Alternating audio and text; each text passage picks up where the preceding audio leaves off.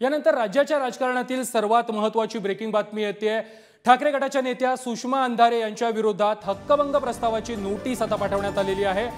भाजप आमदार देवयानी फरांदे यांच्याकडून हक्कभंगाची नोटीस आता जारी करण्यात आलेली आहे। निनावी पत्राच्या आधारे पत्रकार परिषद घेतल्याप्रकरणी आता फरांदे यांनी ही नोटीस बजावलेली आहे। पुरावे असतील तर गृहमंत्र्यांकडे द्या अशा प्रकारचं आवाहन देखील फरांदे यांनी केलेलं आहे। पोलीस आयुक्त गृहमंत्र्यांना चौकशी करण्याचं पत्र देखील फरांदे यांनी लिहिलेलं आहे।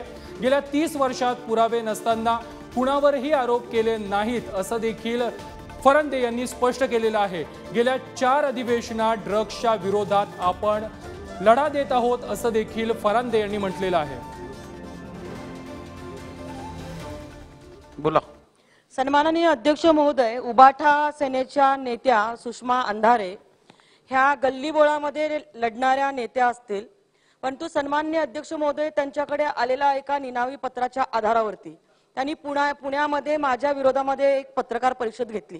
उदाहरणार्थ तुमच्याकडे एखादं निनावी पत्र नाना पटोलेंच्या नावाने आलं आणि तुम्ही मुंबईमध्ये बसून पत्रकार परिषद घ्यावी आणि त्या पत्रकार परिषदेमध्ये नाना पटोलेंचं नाव नको घेऊन नाही तर परत ते उभे राहतील। नाही उभे राहणार अध्यक्ष महोदय। आणि नंतर ते पत्र तुम्ही सगळ्या पत्रकारांना वितरित करणं आणि ते पत्र मग नाना पटोलेंच्या मतदारसंघामध्ये जाणं।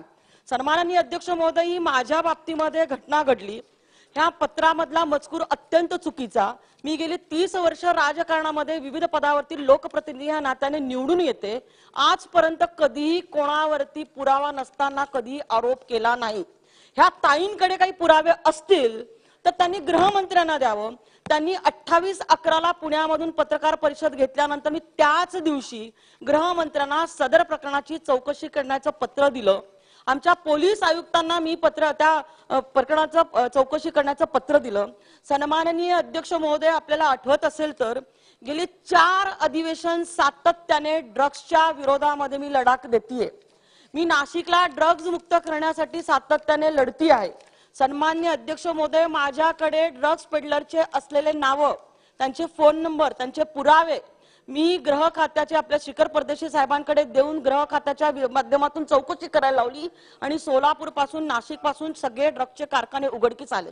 मी ह्या विषयावरती सातत्याने बोलतीये आणि हे ललित पाटील उबाठा सेनेचे असल्या कारणाने माझ्यावरती असे खोटे आरोप केले जात आहेत। आपण माझ्याकडे अध्यक्ष महोदय नाही याच्यावरती बोलता येणार नाही। अध्यक्ष महोदय म्हणून माझी फक्त मागणी एवढी आहे। एक लक्षात घ्या, माझी तुम्ही माझ्याकडे तुमच्या हक्कभंगाचा प्रस्ताव सादर करा। मला तो तपासायला लागेल, तपासून मी उचित निर्णय घेईन।